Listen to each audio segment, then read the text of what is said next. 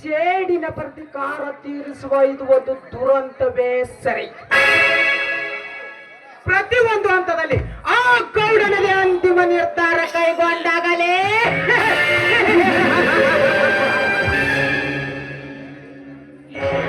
ಹೋಗುತ್ತಾರೆ ಈಗಿನ ಜನ. ಆದರೆ ನನಗೂ ಈಗ ಬಲರಾಮನ ಸೇಡು ಮೈಗಂಟಿಕೊಂಡಿದೆಯಲ್ಲ, ಈಗೇನು ಮಾಡಲಿ? Good, very good. ಈ ನನ್ನ ಕಾರ್ಯ ಸಫಲವಾಗಬೇಕಾದರೆ ನನ್ನ ಕೈ ಹಿಡಿಯೋಳು ಆ ಬಲರಾಮನ ಕೈ ಹಿಡಿದಿದ್ದಾಳೆಂದರೆ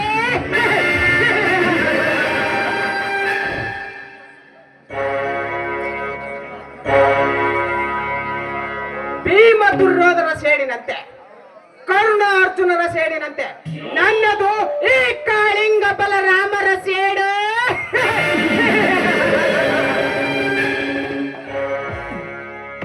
ಈ ಸೇಡಿನ ಕಿಡಿ ಹಾರಬೇಕಾದರೆ ಮೊದಲು ಆ ಶಾಂತಿ ಸಮಿತಿಯರ ಶೀಲರಣ ಆಗಲೇಬೇಕ. ಅಲ್ಲಿಯವರೆಗೂ ನನಗೆ ವಿಶ್ರಾಂತಿಯೇ ಇಲ್ಲ, ನೀತಿಯೇ ಇಲ್ಲ. ಬುದ್ಧಿ ಕೆಟ್ಟು ದರಿದ್ರರಾದರೂ ಅವರು ಶೃಂಗಾರ ಶೀಲವನ್ನು ಸವಿಯೋದೆ ಈ ಕಾಳಿಂಗನ ಬರೆ.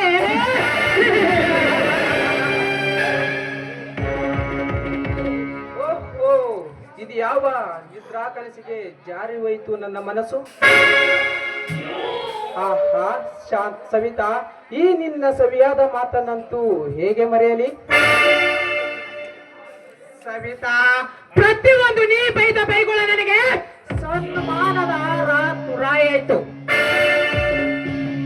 ಈಗ ನಿನ್ನನ್ನು ಕಣ್ತುಂಬ ನೋಡಿದ ನನ್ನ ಬುದ್ಧಿ ಮಂಕಾಗಿ ಸೋಂಕಿಲ್ಲದೆ ನಿನ್ನ ಕೈಡಿಯ ಬಾಳುವ ಅಂಕಿತ ಹಾಕಿತು ಈ ನನ್ನ ಹೃದಯದಲ್ಲಿ. ಬಾ ಸವಿತಾ, ಬಾ. ಈ ನನ್ನ ಬಾಳ ಪಯಣ ಎಂಬ ದೋಣಿಯಲೆತ್ತಿ ನನ್ನೊಂದಿಗೆ ವಿವರಿಸು ಬಾ.